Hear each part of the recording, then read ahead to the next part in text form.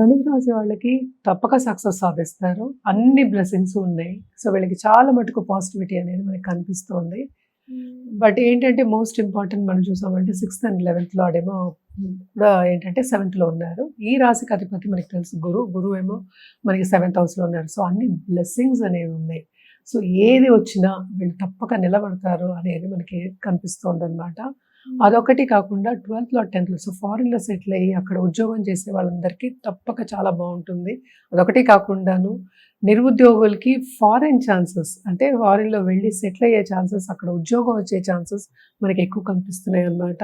And ఏంటంటే వీళ్ళకి creativity కూడా చాలా ఎక్కువ ఉంటుంది. ఈ మంత్ అంతా చాలా క్రియేటివ్ ప్రాసెస్‌లో వాళ్ళు మునిగిపోయి ఉంటారు.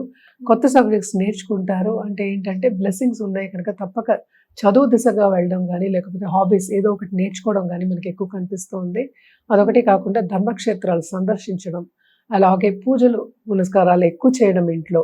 వ్రతాలు అనుకుందాము. మనకొచ్చేది కూడా శ్రావణ మాసమే కదా! ఇది శ్రావణ మాసమే మనకి. సో, తప్పక వ్రతాలు చేయడము, దాంట్లో మునిగిపోవడము, బాగా స్పిరిచువాలిటీ ఇంక్రీజ్ అవ్వడం మనకి కనిపిస్తోందనమాట. సో, ఎక్కువ చదువు మీద లేకపోతే నాలెడ్జ్ మీద ధ్యాస పెట్టడం అనేది మనకి ఎక్కువ కనిపిస్తోంది. అదొకటే కాకుండా 2nd అండ్ 3rd లార్డ్ 4thలో ఉన్నారు. సో, కొంతవరకు వీళ్ళకి ఏంటంటే సేవింగ్స్ అనేది బాగుంది. వీళ్ళు చేసే పనిలో కూడా ఏంటంటే పై వాళ్ళ దృష్టిలో పడి మన్నన పొందుతారు. అలాగే ఉన్నత వ్యక్తుల అంటే పై వ్యక్తుల పరిచయం ఏర్పడడం, ఆ పరిచయం మూలాన్ని ఇంకా పైకి రావడం, ఆ సూచనలు కనిపియడం అనేది మనకి ఎక్కువ కనిపిస్తోంది. బిజినెస్ చేసేవాళ్ళు ఎస్పెషల్లీ ఏంటంటే ఇన్‌స్టిట్యూషన్ బిజినెస్ కానీ, లేకపోతే స్కూల్స్, కాలేజెస్ ఉన్న వాళ్ళందరికీ తప్పక ఇది ఒక మంచి మంత్ కింద మనం కనిపిస్తోంది. సక్సెస్ సాధించే ఒక మంత్ కింద మనకి కనిపిస్తోంది. అలాగే ఏంటంటే ఎక్కువ ఖరీదైన వస్తువులు కొనుక్కోవడం, ఒక గోల్డ్ గానీ, ఒక సపోజ్ ఇన్వెస్ట్‌మెంట్ కింద ఒక కార్ గానీ, బ్రాండెడ్ కార్ గానీ, లేకపోతే బ్రాండెడ్ మనం ఈవెన్ బ్యాగ్స్ కూడా మనం చెప్పుకుంటాం. ఎస్పెషల్లీ లేడీస్‌కి. అలాగే చీరలు కొనుక్కోవడం గానీ, షాపింగ్ చేయడం గానీ, ఆనందంగా గడపడం గానీ మనకి ఎక్కువ కనిపిస్తూ ఉంది. అలాగే పరిహారాల విషయానికొస్తే కనుక తప్పక వీళ్ళు శనికి చేయాలి, అలాగే గురువుకి చేయాలన్నమాట. సో, ఇవి 2 కాకుండా మీరు చేస్తాను అంటే తప్పక శనివారము, గురువారము చేయండి. అలాగే ఏం చేయాలి అంటే గురువుని వెళ్లి సందర్శించుకోవడం, అలాగే శనీశ్వరుడిని అంటే నవగ్రహాలకి ప్రదక్షిణ చేయడం మంచిది.